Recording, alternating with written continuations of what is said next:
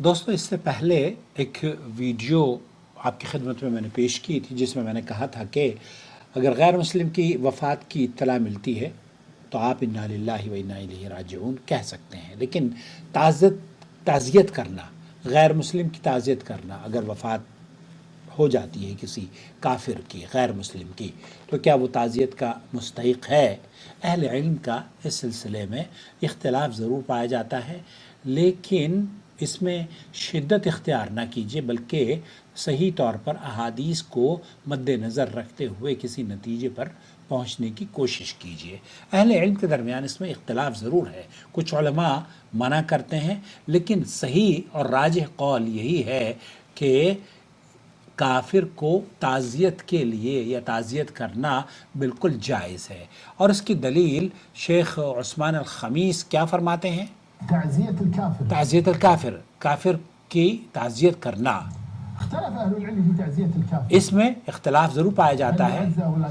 अज्जा उसको ताज़ियत की जाएगी या नहीं की जाएगी, और सही बात यह है कि उसकी ताज़ियत करनी चाहिए, की जाएगी उसी तरीक़े से जिस तरीक़े से अल्लाह के रसूल सल्लल्लाहु अलैहि वसल्लम ने एक गैर मुस्लिम यहूदी की अयादत या उसकी बीमारी में आपने अयादत की थी। सही हदीस में आता है, सही बुखारी की ये रिवायत है कि यहूदी लड़का नबी करीम सल्लल्लाहु अलैहि वसल्लम की खिदमत किया करता था। जब वो बीमार हुआ तो नबी करीम सल्लल्लाहु अलैहि वसल्लम उसकी अयादत के लिए तशरीफ़ ले गए, उसके सरहाने बैठे और उसे इस्लाम की दावत भी दी।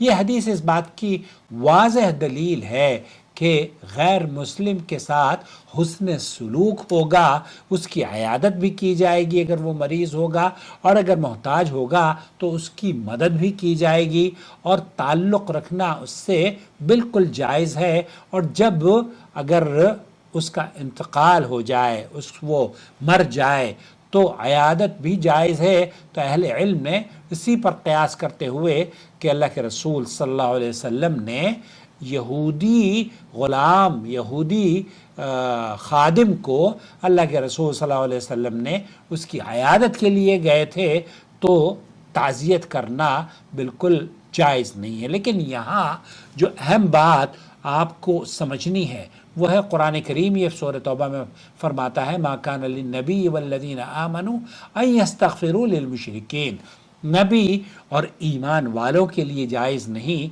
कि वो मुशरिकीन के लिए मग़फ़िरत की दुआ करें। अब ज़रा इन सूरतों को तरतीब से समझने की कोशिश करते हैं ताकि बात मुकम्मल तौर पर वाज़ेह हो जाए, और साथ ही साथ ताज़ियत के जो अल्फाज हैं वो भी जहन में बैठ जाएं। पहली सूरत, मैयत अगर मुसलमान है और ताज़ियत करने वाला भी मुसलमान है, इसमें तो कोई शक, कोई दुश्वारी नहीं है, कोई इश्काल नहीं है।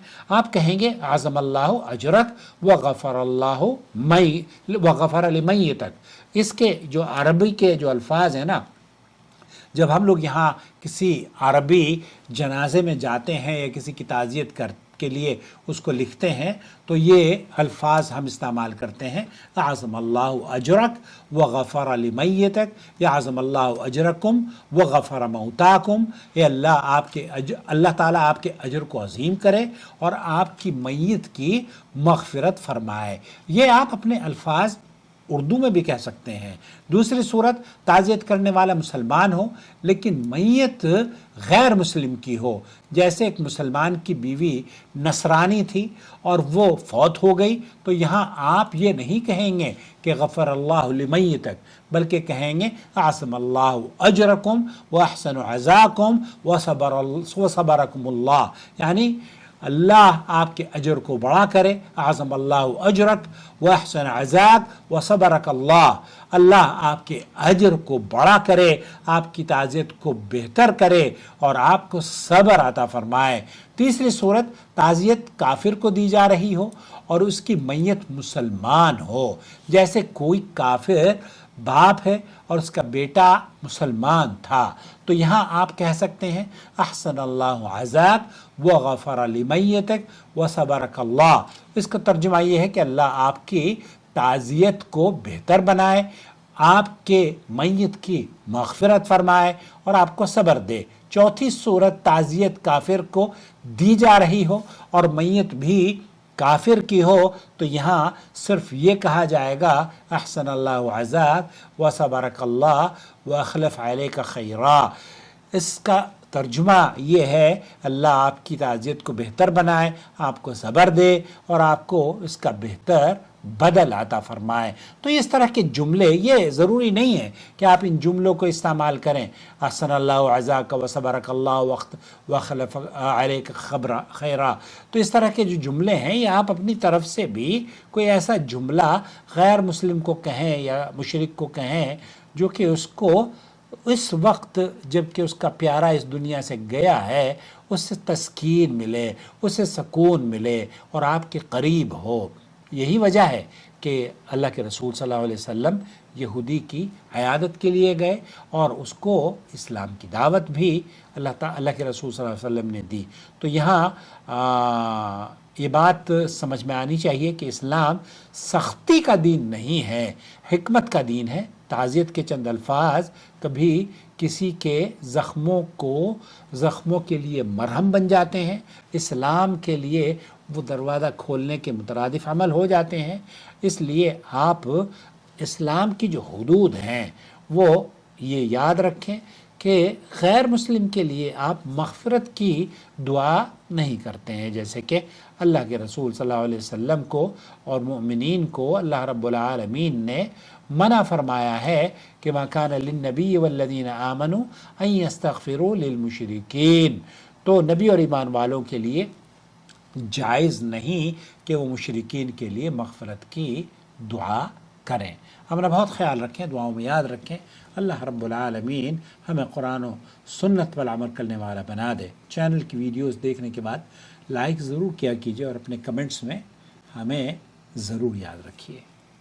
واجب على علماء الحق أن يتقوا الله وأن يعلموا الناس وأن يرشدوا الناس من طريق الإذاعة، من طريق الكتابة والصحافة، من طريق التلفاز، يعلموا الناس دينهم.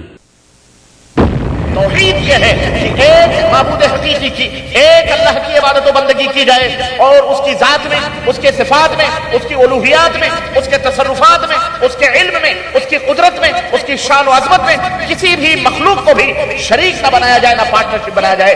یہ ہے اصل توحید.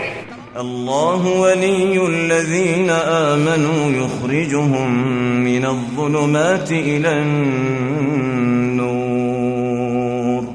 والذین كفروا أولیاؤهم